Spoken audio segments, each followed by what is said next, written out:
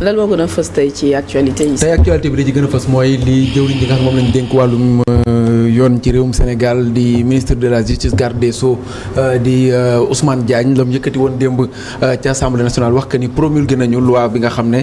moo ñeeloon wàllu modification règlement intérieur muy loi organique boobule xarit si la tey ji nag daal dinañ koy fësal sax ndax journal officiel publication boobule dugal nañ ko ci ngir wane ne rek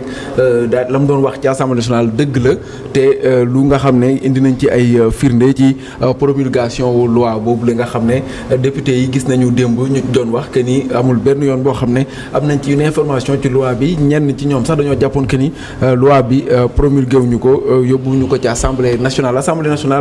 ñu des fa ak ki nga xam ne moo di président groupe parlementaire Benno Bokk Yaakaar Abdoul Mbow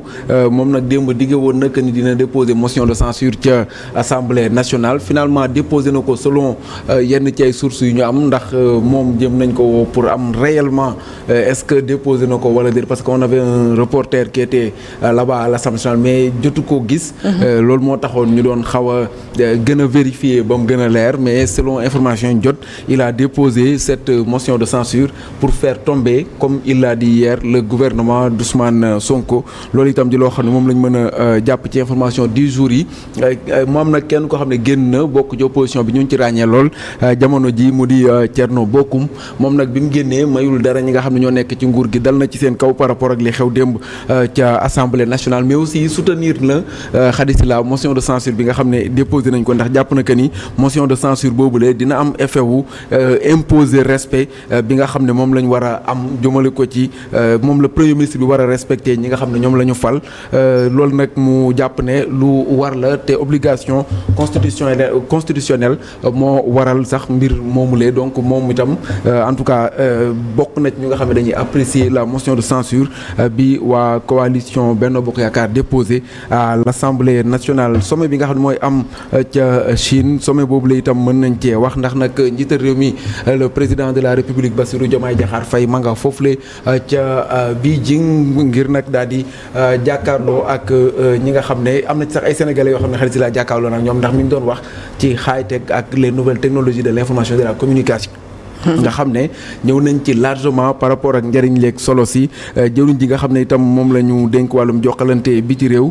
mu di soxna Yacine Fall moom itam wax na que ni en tout cas dañuy louer les efforts yi nga xam ne moom la njiital réew bu Chine di Xi Jinping def jëmale ko ci ay domaines yu bëree bëri ba ci sax ni mu gën a dëgërale bu baax relation yi nga xam ne moo dox ci réewum Chine ak réewum Afrique nga xam ne ñoom dañ ko jàppee benn pilier boo xam ne war nañ cee mën a jaar même Chine teg tànk bu mën a teg tànk Afrique ngir mu gën a dem ca kaw ci par rapport ak ay relations yoo xam ne dañ ko war a am lan moo ci nar a am nag après consolidation relation yooyu lee ak la visite officielle du chef de l'État ci réew moom la nga xam ne par rapport ak partenariat gis nañu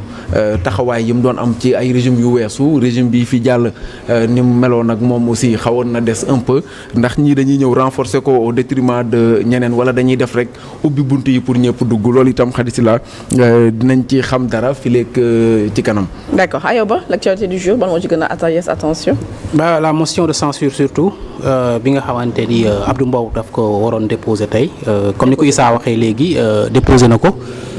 fi nga xamante ni mooy ci la table président assemblée nationale mu doon loo xamante ni quand même tàmmuñu di ko gis ci seen politique nationale bi wala c'est très très très rare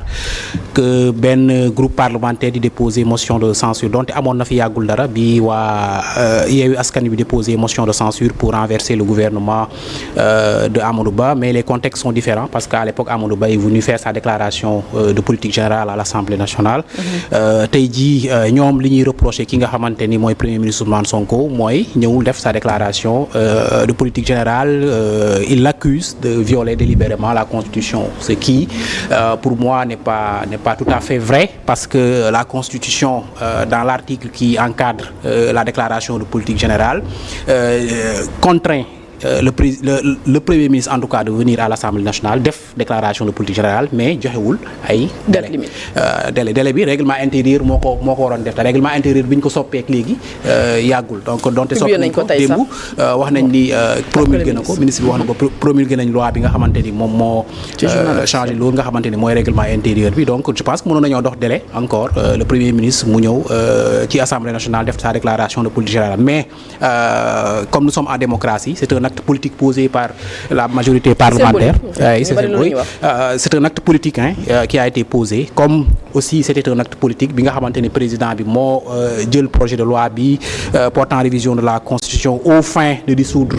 le CSE et le HCCT donc ñoom dañoo je pense que c'est une réponse rek à l'acte politique posé par le président. Réponse politique acte politique réponse politique alors maître Saly Mamadou Thiam di fàttali ni yow yaay coordonnateur mouvement nouveau Sogui alors ak motion de censure ba nga xamante ne président du groupe parlementaire Benno Bokk Yaakaar Abdou Mbow déposé ne ko ñu bëri ne nañu est-ce que am na pertinence d'autant plus que démb rek l'ancien président de la République président de Benno également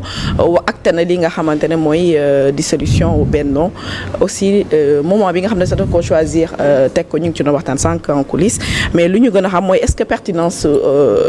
motion de censure bi wala comme ni ko Aya ba waxee juste réponse politique la ñuy apporter. waaw merci beaucoup damay préciser rek en même temps man responsable Union Centre du Sénégal fële à Matam UCS boo xam ne Abdoulaye Baldé moo ko dirigé UCS bokkoon ci Benno grande majorité présidentielle. C'était juste une précision. Maintenant xam nga Assemblée nationale c'est une institution de la République certes mais c'est une instance éminemment politique loolu aussi il faut ñu wax ko parce que je pense Ayob l'a rappelé tout à l'heure Yewwi Askan Wi à l'époque bi Amadou Ba nekkee premier ministre déposé woon nañ motion de censure tout en sachant que du jàll xam nga yooyu c'est un acte purement politique et la motion de censure ak la dissolution c'est ce qu'on appelle les moyens d'action réciproque dans un régime parlementaire le président de la République am na droit après un certain temps à l'époque il y a eu des républiques yoo xam ne c'était même pas réglementé en tout cas c'était pas limité dans le temps je me rappelle en France dans la 5e République mais chaque semaine dañuy tabb gouvernement am motion de censure président bi dissoudre ñu recommencer la même chose c'est après ça qu'on a inventé ce qu'on appelle régime parlementaire rationalisé ñu mettre des délais loolu moo indi 2 ans yi parce que sinon instabilité totale lay indi donc président de la République am na droit dissoudre après 2 ans mais aussi l'Assemblée nationale am na le droit